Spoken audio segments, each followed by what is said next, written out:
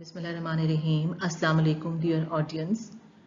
Today's video is going to be really very important because here I am going to talk about some common errors and journal guideline for candidates working on the new syllabus. So don't miss it, watch it till the end, and afterwards I will be uploading some videos on specimen paper as well.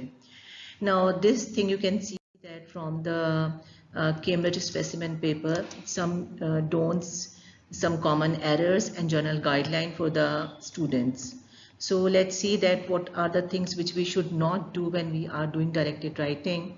So first of all, you know that for the directed writing we have to write either an article, a speech, a report or a letter or email, whatever it is. So whatever we are writing, then features of the text type that should be included. For example, for an article you need to have a suitable headline that should be there, and for a letter you need to have a proper salutation and valediction.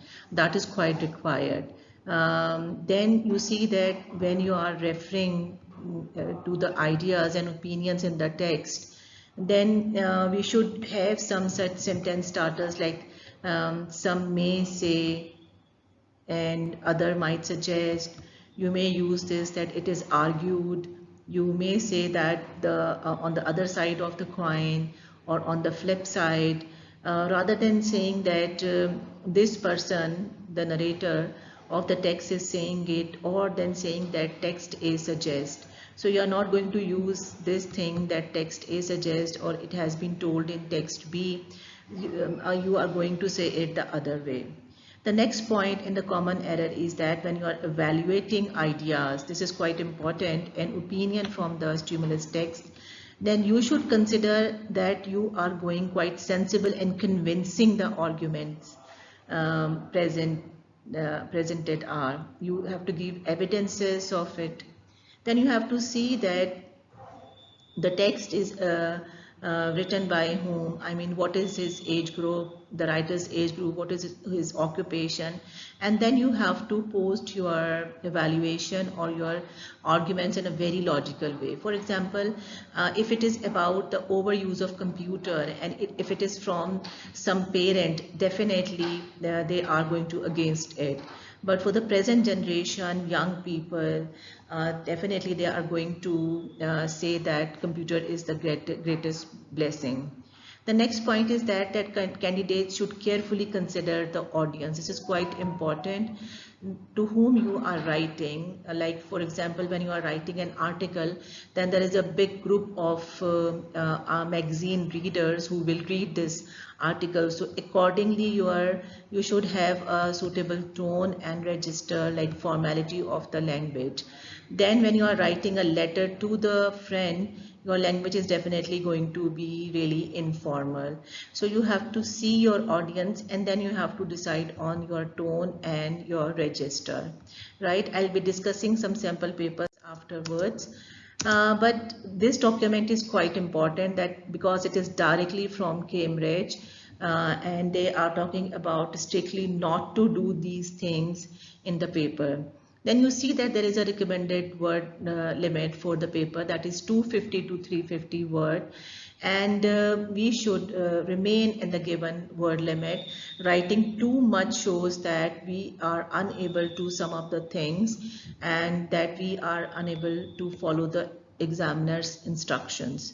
Candidates should consider carefully the structure of their response, like paragraphing, then they should use connectives, then transition signals, like for example, you may use such words, firstly, in addition, then you may use conversely, simply. So if you just sort out these things, some connectors, you can easily find a lot of list on internet, and these things can be brought in your writing to make your writing effectively linked and to create a cohesion in your writing.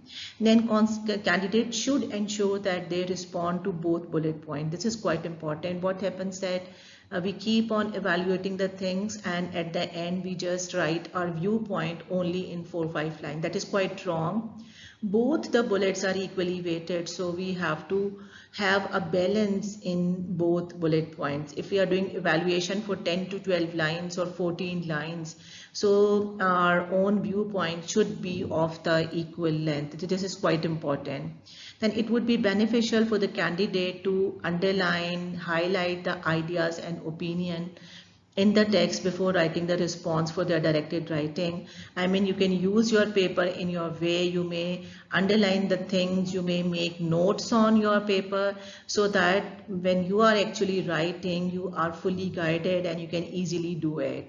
Although candidates are expected to base their responses on the ideas and opinions in both texts, it is important that they use their own words. I mean that from the text you just have to extract the ideas, the implicit and explicit ideas. You don't have to copy the things from the text. You just have to take the ideas which may be the opinion and ideas, and then you have to respond back to them. I'm sure that these points are well taken, and that you will definitely see that you are not making these mistakes. For further information, you can look at this school support hub. Thank you very much. Stay blessed.